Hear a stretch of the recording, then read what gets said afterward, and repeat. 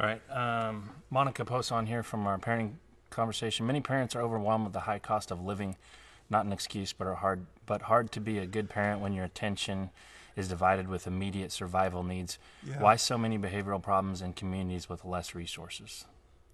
One of the things that is kind of a bummer about our culture is that we're so separated. And one of the cool things about church is that kind of changes the dynamic when you have good relationships with other people in a fellowship.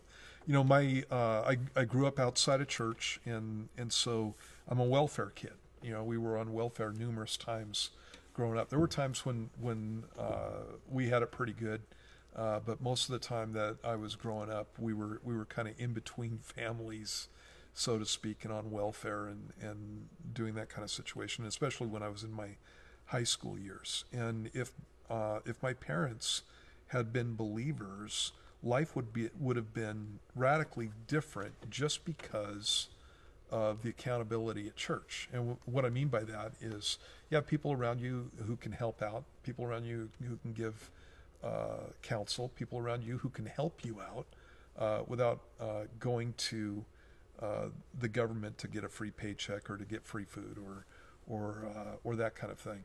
And the life of the kids in my family would have been significantly different if my mom had wanted to be involved with Christians. It would have been significantly different. And so I think that that's something that we need to be paying attention to. The Bible talks about the older women teaching the younger women to love their husbands and raise their children. That's out of the book of Titus in chapter 2. And that's what's supposed to be happening. And so if you're involved in a church, I would, if I were you, I'd be availing myself of ladies who are older, who've raised their kids and talk to them about that stuff. The whole, the what you're talking about with the cost of living and that kind of thing is something that's important. And obviously, we can be in situations where we're barely scraping by. But in those situations, I would be paying attention to what I thought was barely scraping by and what actually was. And so, in my family, my wife, during the time when my kids were younger, my wife wasn't working, or if she was working, she was working around church or something, and able to be home when the kids came home. We have a private school, and one of the perks of being the pastor with a private school is that my kids got to go to the private school. And so that's something that most people don't get to have. And I know I have one up on people because of that. But when my kids were home, my wife was home. And we sacrificed to do that kind of thing.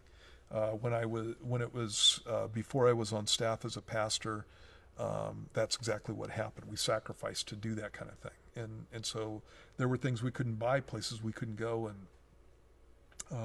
and that kind of stuff because the kids were more important. So that would be one of the things I'd be looking at. Not that you didn't look at it, but it would be one of the things I would seriously be considering. Is having two newer cars more important than my kids?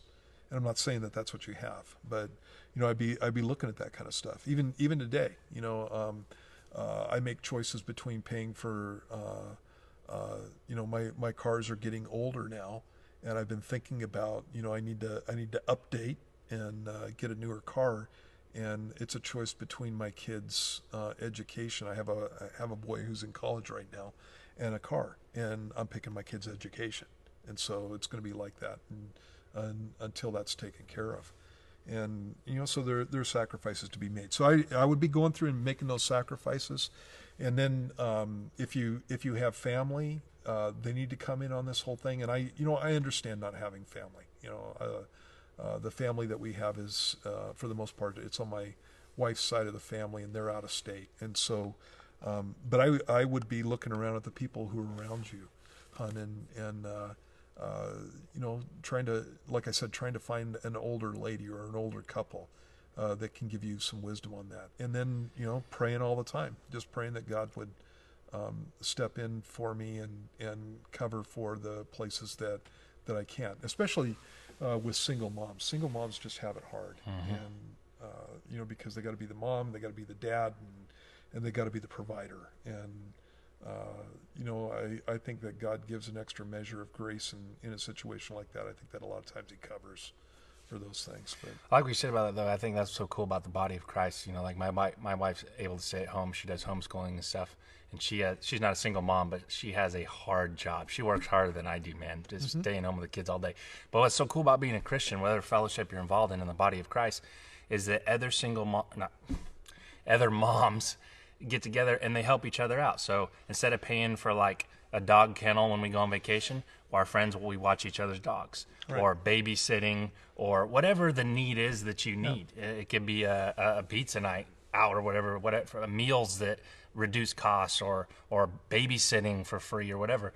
Yeah. Is you get people in your church and in your fellowship that you minister with together, and you help each other's needs out. Yeah.